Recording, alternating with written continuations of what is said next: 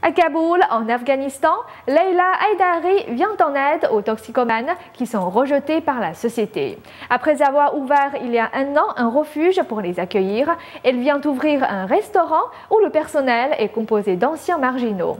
Un magnifique acte d'entraide pour les aider à retrouver une vie nouvelle en leur donnant ainsi une chance de se réintégrer dans la société.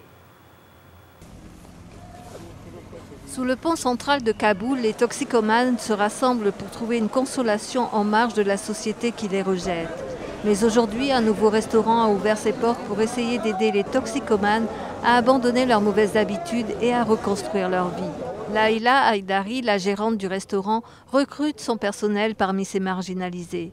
Elle espère ainsi leur offrir une nouvelle chance dans la vie et leur ouvrir une nouvelle porte d'accès vers la société. Cette idée est plutôt révolutionnaire dans un pays où les soins pour les toxicomanes sont très limités. Le frère de Leila était accro à l'opium. Elle a passé des années à s'occuper de lui. Cela l'a amenée à agir pour aider aussi d'autres personnes après avoir témoigné des souffrances qu'ils endurent. Il y a un an, elle a ouvert un refuge pour les hommes et un autre pour les femmes et les enfants. Selon elle, des centaines de personnes en ont déjà bénéficié. Aujourd'hui, 35 hommes, 4 femmes et 4 enfants vivent dans ces refuges. Son restaurant emploie 17 personnes. Les clients du restaurant expliquent qu'ils soutiennent cette idée de venir en aide aux toxicomanes qui n'ont ni famille ni endroit pour vivre.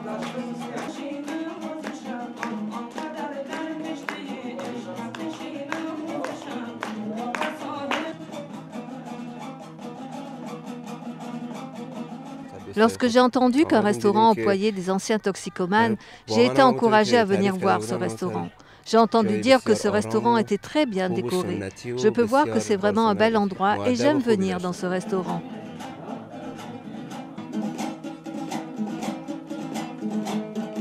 L'ouverture de ce nouveau restaurant a coûté 26 000 $ à Leila, qu'elle a emprunté à des amis.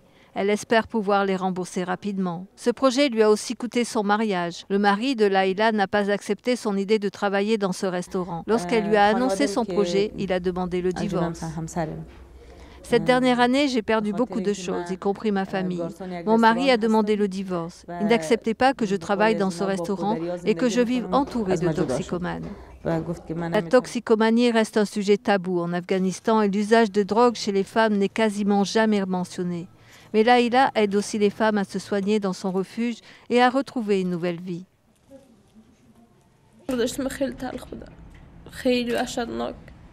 J'ai un passé sombre. Je ne veux pas en parler parce que c'est devenu très dangereux à certaines périodes. Je prenais trop de drogue pour me tuer, et la drogue tue lentement. Aujourd'hui, je suis fatiguée des drogues. Je ne veux plus faire face aux harcèlements des gens.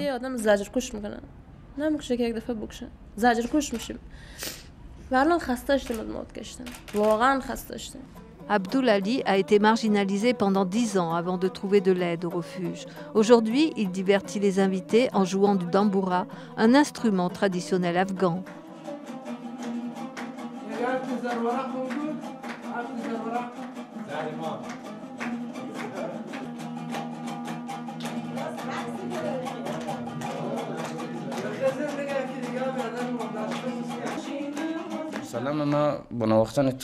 Je joue du damboura pour donner une occupation à mes amis pour qu'ils arrêtent les drogues et qu'ils puissent profiter de la vie.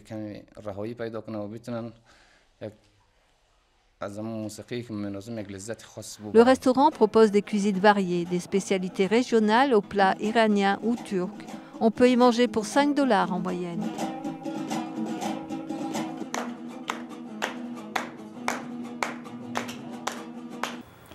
Troop Island est le foyer d'une majestueuse nature vierge. Elle est démenacée d'une coupe à blanc en faveur du développement. Grâce à certains groupes communautaires locaux défenseurs de cette merveille de la nature, les promoteurs immobiliers ont été mobilisés dans leur plan d'action.